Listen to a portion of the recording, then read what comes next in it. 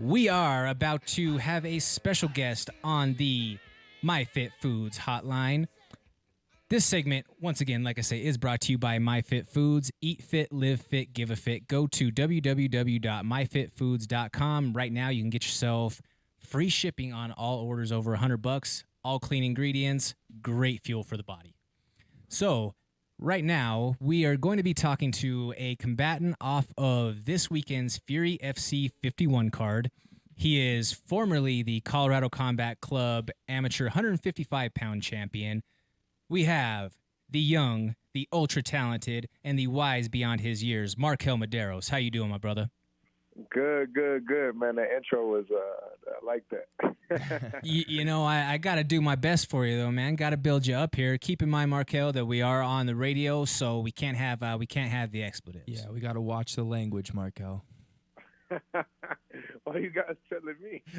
Well, you can thank Vince Pichel for that one, but we just have to make sure that one was addressed right away. So, but MarQuel, let's dive into the thick of things here, man. So you're getting after it this weekend. Right now, you're looking to continue the streak going. How's the body feeling? How you feeling coming into this matchup?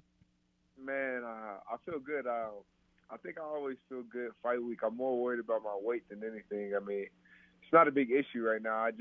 I don't really focus too much on the fight before I get that weight cut finished. And from there, get to love on some food and then fight. Oh, certainly, MarQuel. So, as you approach this, this is your second professional fight. You had the big TKO win in your pro debut for Fury. Fury naturally is a Texas-based promotion, but this is the second time that they've made it out to Colorado. How great of a feeling is that for you to be back fighting in front of the first crowd here in Denver since the pandemic? I think it's dope. I think anytime we get to fight close to home is always great, just due to travel and everything. But just that it's the first card in the state, it makes it even better. Colorado is more of an MMA state than a lot of states bordering around. So I love that I get to fight on this card here soon. Yeah, MarQuel, that's going to be awesome when there's going to be a live crowd for the first time in almost a year and a half, 2 years. So imagine you're speaking to a random fan coming into the fights this Sunday. How would you talk to them about yourself? What are you going to go out there and show these guys this Sunday? I will show them that I'm a finisher. I'm always excited, and I feel like when you come to see me, you're coming to seeing a show. You're not just coming to seeing a fight. I think there's a big difference between seeing a show and seeing a fight. I think the spectacle is the talent. I think as far as how early I am in my career, I'm going to be putting on a show rather than just putting on a fight. So that's how I would describe it to a fan. You're coming to see a show. And that's a great way to put it because, guys, if you don't know MarQuel, super talented, super highly competitive, and like you said, a finisher. So if you guys do get a chance, check him out this weekend. It's going to be an amazing show from him. Yeah, and MarQuel, you mentioned as far as being let's call it a showstopper. The walk-off knockout that you had down when you were still an amateur, that was one of the most, I guess, just cool flex moments, like just not even trying to. Knock the kid out in Pueblo, and then you just kind of just had cool, calm, like Mark Hunt almost style, just walk off like, yeah, it's just another day in the office, ain't no thing. A month later, go down to New Mexico. You battle through some adversity, not feeling so well, and have a massive knockout by elbow. Then you win the Colorado Combat Club title by leg kicks. So by being an entertainer and a showstopper, I think that you've already laid the foundation for fulfilling that statement there. I think the biggest thing I took from one of my teammates, Devontae Smith, who we all know pretty well. Early on in my career, he was like, "You don't get paid by the minute in there, so you might as well get out of there as early as possible." And that always kind of sticks in my head because I'm not in there for a long time. I'm in there for a good time. You know what I mean? Oh, definitely. Well, I think the guy sitting right here next to me, MarQuel, knows a little bit about getting out of there early. Oh, yeah. He has Thor's hammers for fish. That's why. Hey, yeah, like you said, we don't get paid by the minute. But, MarQuel, I just want to jump into your mindset here just a little bit. For the fans out there, it is part of the show. It's part of the whole fight game. MarQuel, what's your walkout song? Do you stay with the same walkout song? Do you change it from time to time? And just give me a little rundown of your mindset when you hear your walkout music. My walkout song, man. I always tend to go with 50 Cent. Reason being, I have no idea. I don't think I listen to 50 Cent just on an everyday basis, but his music is something about it. Well, it's very motivational. I guess my mindset is going to sound a little crazy when I listen to my music. I think it's time to kill. That's my mindset. I don't know if you can say that on radio, but that's kind of my mindset when I hear my music and it's time to go. You can take Josh's word for it right here. You can't see it on camera for the people who are watching along, but that gave me literal goosebumps.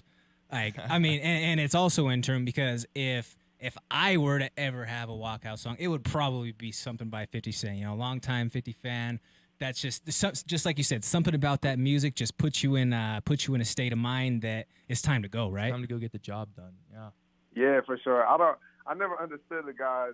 I mean, to each his own, but I never understood the guys who were walking out to Hannah Montana. What's her name? Miley Cyrus, Wrecking Ball. I never understood that thing, but hey, whatever floats your boat, man. Yeah, and it just shows the difference in competitors that you have in the cage. Like, there are people out there like yourself, like me, who look at this sport as we're out here to kill. We're out here to do as much damage and as much harm that we possibly can and get a quick paycheck. Others have to look at it from a competitive standpoint because the fear of the actuality, the reality that is fighting scares them. So some look at it from a competitive nature and some look at it from life or death situations. Yeah, and I think the best description is how Coach Mark Montoya describes it. He's like, you have three types of fighters. You have a competitor, you have an athlete, and then you have fighters. And I think everybody has that category that they fit into in some way, shape, or form. But yeah, that is super, super true. Some guys look at it as just a competition. I don't think I look at it that way. That's why we have that mindset, And that brings up an interesting point because we actually talked about this on the show last week, MarQuel. Josh and I spoke about the three different types of fighters that you typically see, but every now and then you get a rare fighter who steps into the cage, and he's a blend of each of those. Right. Do you see that is something that you're now? I mean, because you were a good football player before turning to fighting. You came from those very strong competitive Texas football ranks, and then obviously that parlays into the athleticism that you display within the cage. You have a fight IQ that is through the roof, and you have a little bit of a mean streak in you. Right. Yeah, I think we have all three of those. That's what makes a fighter great, right? And the crazy thing is some guys can have that outside of the cage, but I guess not outside of the cage, but when you get in the cages, that's where it separates. Because some guys, that switch just never turns on and it never acclimates. But those guys who can turn it on when they get in there, I feel like I'm one of them. That's what separates us, That is what we would call in the business as a gamer. When the lights turn on, it's time to go to work. Absolutely. Yes, sir. So MarQuel, let's talk matchup and let's talk just how do you see this unfolding with your opponent directly? What do you see as a strength and advantage that you have coming into the fight on Sunday?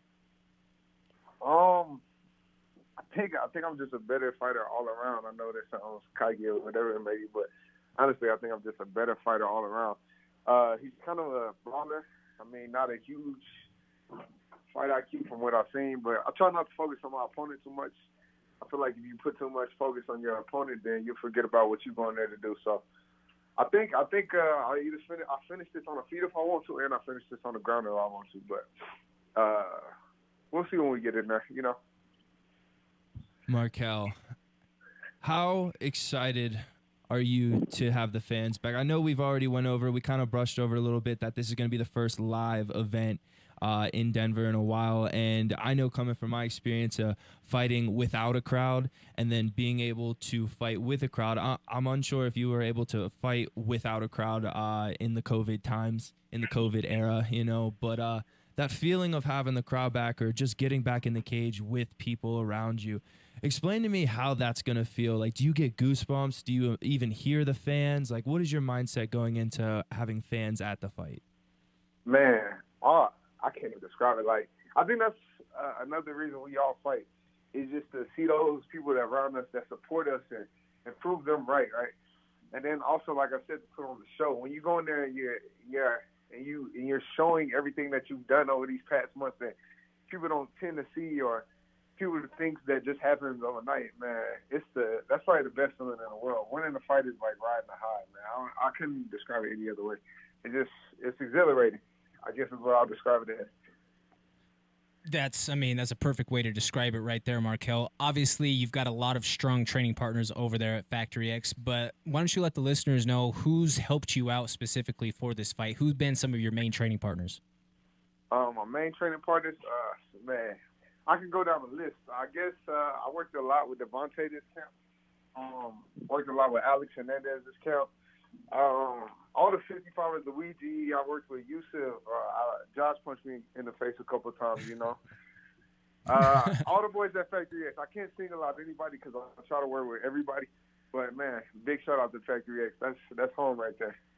That is, you do have a good bunch of training partners, and I'll be honest, I've been punched and kicked by MarQuel a lot more than I'd be honest. I want to admit, but MarQuel, I want to ask you a question that I've actually gotten this question a decent amount, and I want to ask you this question to see what's your excuse, because I know my excuse.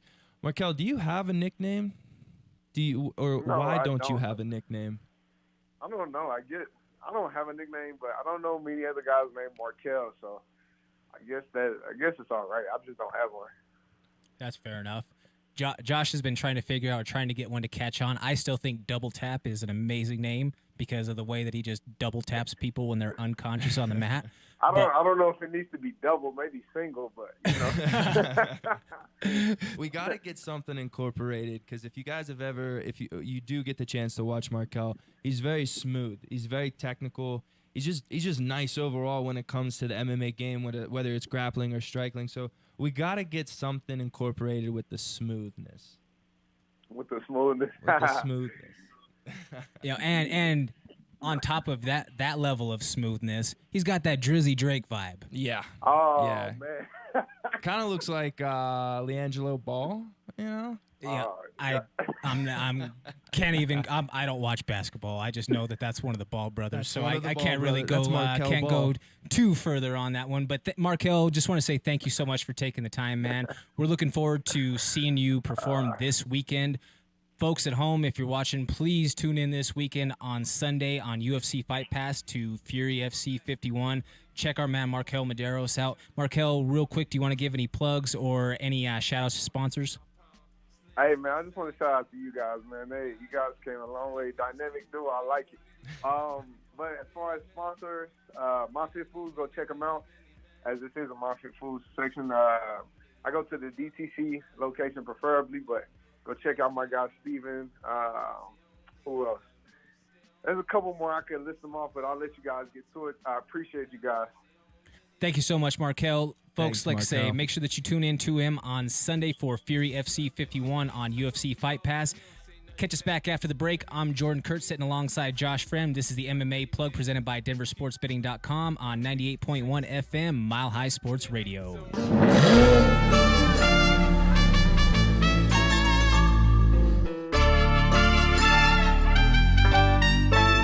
Yeah, little thick bitch, fine little mamacita.